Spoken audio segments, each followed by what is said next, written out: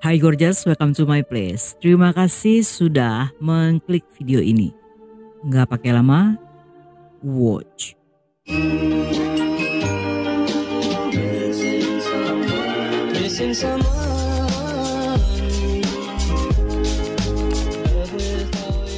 Sebelum masuk ke video, aku mau kenalin satu channel baru bernama Cerita Kriminal. Di sini ada banyak kasus dari berbagai belahan dunia yang pastinya bisa jadi teman di kala sepi ataupun di saat gabut. Cerita Kriminal bakalan tayang 4 kali seminggu, di hari Selasa, Kamis, Sabtu, dan tentunya juga Minggu. Dan buat yang suka dengan konten-konten seperti ini, langsung aja mampir dan subscribe channelnya. Biar nggak ribet, linknya udah aku tempel di kolom komentar yang dipin. Sebagai seorang gadis keturunan Pakistan yang tinggal dan menjalani kehidupan remaja di Inggris, walaupun Faria cenderung bergaya kebarat-baratan, tetapi dia tetap harus mematuhi tradisi untuk dijodohkan dengan pria asal Pakistan. Saat berusia 19 tahun, dia pun kembali ke Pakistan untuk menikah dengan Nawajid yang merupakan pilihan orang tuanya. Nawajid dikenal sebagai sosok yang pendiam dan terkenal baik. Dan sebelum resmi menikah, mereka pun diberi kesempatan untuk saling mengenal dalam waktu yang sangat singkat.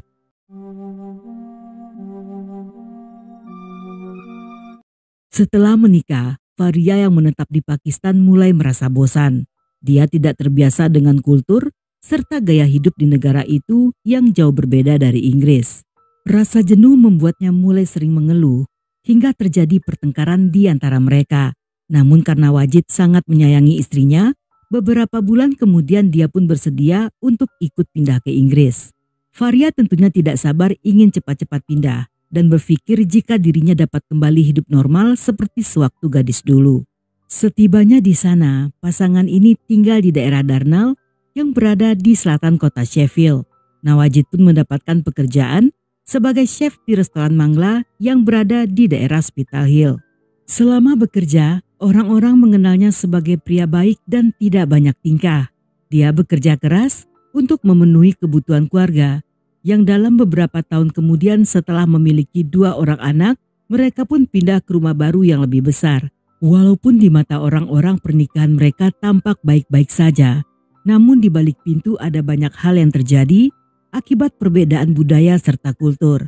Ketika mereka pindah ke sana, Nawajid seorang muslim yang taat dan memegang teguh budaya Pakistan, sangat kaget ketika melihat istrinya bergaya kebarat-baratan, karena selama di Pakistan, Faria memakai burka untuk menyesuaikan dengan keinginan keluarga Nawajid. Walaupun telah berkali-kali menegur serta menasihati sang istri, namun Faria menolak untuk menutup aurat dan masih ingin hidup bebas seperti sebelum menikah.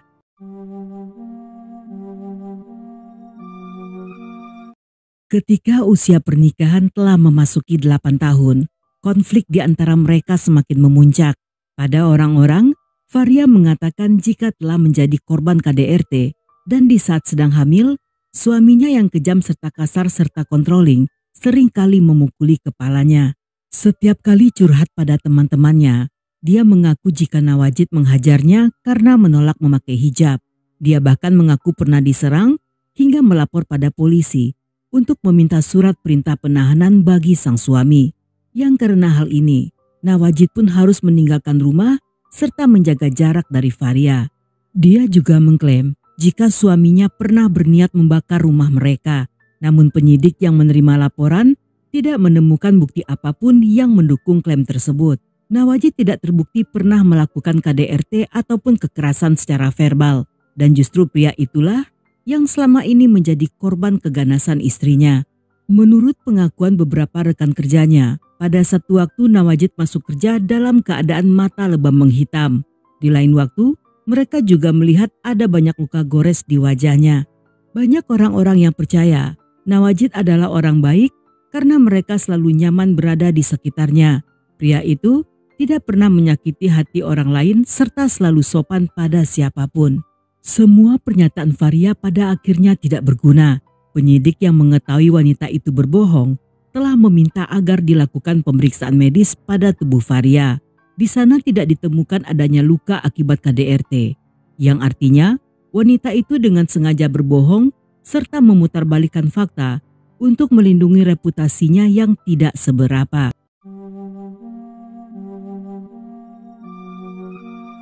Setelah 9 tahun menikah, Faria memutuskan untuk mengajukan gugatan cerai. Namun entah apa yang ada di otaknya, sehingga baginya tidak cukup hanya bercerai dan dia juga ingin melenyapkan Nawajid selamanya. Kurang dari 2 minggu setelah mengajukan perceraian, Faria kembali curhat pada temannya yang masih remaja bernama Nilam Kauser.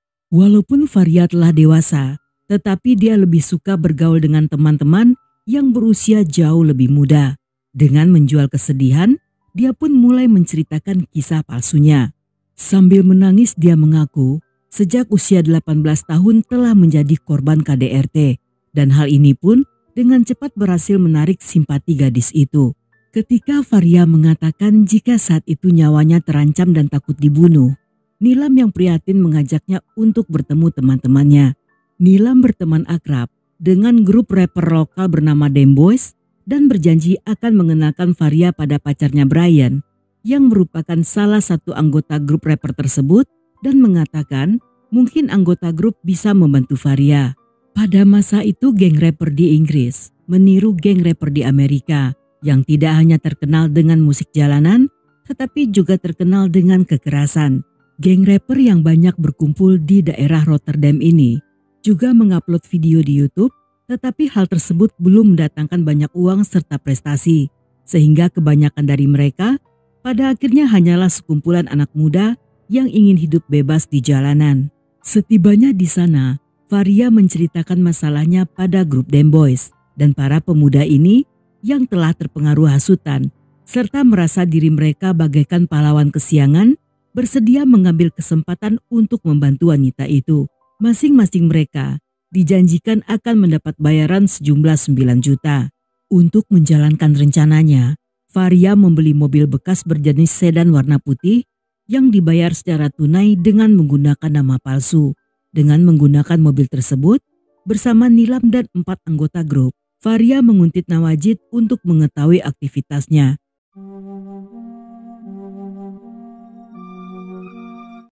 3 minggu kemudian sekitar jam 5 sore, Nawajid yang sedang menuju restoran bersama 2 rekan kerjanya tampak sedang berjalan santai. Saat itu, jalanan sangat ramai karena ada pertandingan bola. Tiba-tiba Nawajid dikagetkan ketika 2 orang anggota Dem Boys datang mendekat dan menghajarnya menggunakan tongkat baseball. Nawajid dan kedua rekannya berbalik melawan, namun pada akhirnya menyerah ketika 2 orang anggota lainnya turun dari mobil dengan membawa palu serta sajam. Nawajid yang babak belur dengan pakaian penuh darah tampak pasrah saat diseret menuju mobil. Sepintas, dia bisa melihat Faria yang menyetir mobil itu. Dan ketika para pemuda itu lengah, Nawajid pun berhasil kabur. Karena gagal menghabisi Nawajid, keempat pria itu pun segera kabur dari sana. Saat itu Faria yang kesal melihat mangsanya kabur, dengan cepat mengejar Nawajid dan menabraknya 3 kali berturut-turut, hingga pria itu tewas tersungkur di pinggir jalan.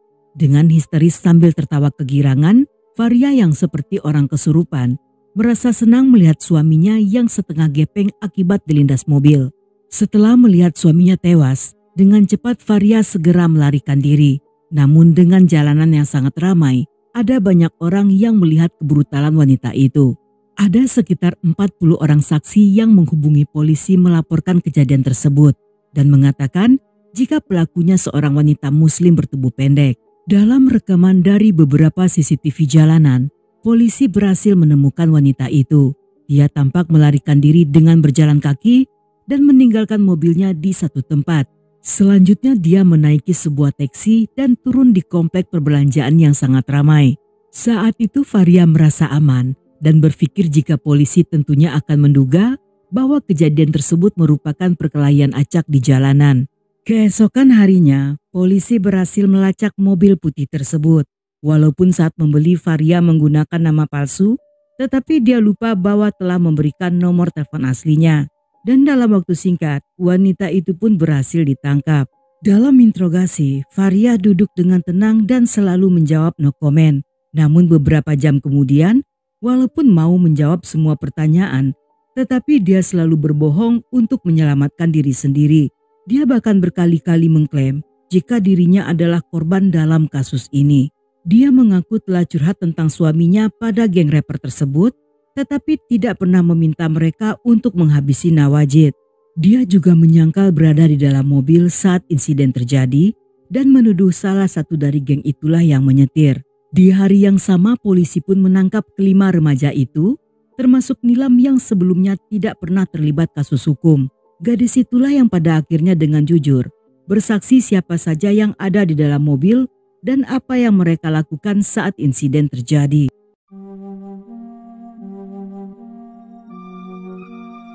Dalam persidangan yang dimulai pada Oktober 2008, Faria kembali mengangkat isu KDRT yang dilakukan oleh Nawajid.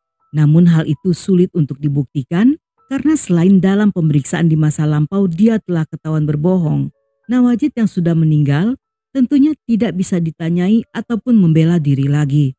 Saat itu polisi juga mengungkapkan fakta lain bahwa sejak lama bahkan sebelum berkenalan dengan Nilam, Faria telah berencana untuk melenyapkan suaminya. Dia bahkan mulai mencicil membeli alat-alat seperti jerigen bensin dan sebuah kapak yang akan digunakan dalam rencananya. Polisi pun menduga jika rencana wanita itu adalah menculik, membunuh Nawajid di dalam mobil, dan membakar mobil tersebut, seolah-olah suaminya tewas akibat kecelakaan mobil yang kemudian terbakar. Dalam mobil selain ditemukan sajam yang berasal dari dapur rumah Faria, juga ditemukan ponsel milik Nilam, yang di sana masih tersimpan pesan di antara mereka yang membahas tentang rencana itu.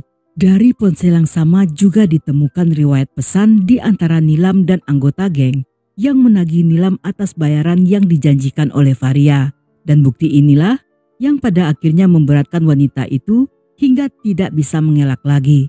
Pada persidangan terakhir, Faria divonis hukuman penjara seumur hidup, sedangkan para anggota geng masing-masing antara 15 hingga 17 tahun. Dan Nilam sendiri divonis selama 14 tahun. Setelah kejadian ini, ada banyak rumor yang beredar jika alasan Faria membunuh Nawajid bukanlah karena KDRT. Tampaknya dia memilih untuk melenyapkan suaminya daripada harus menjadi janda cerai.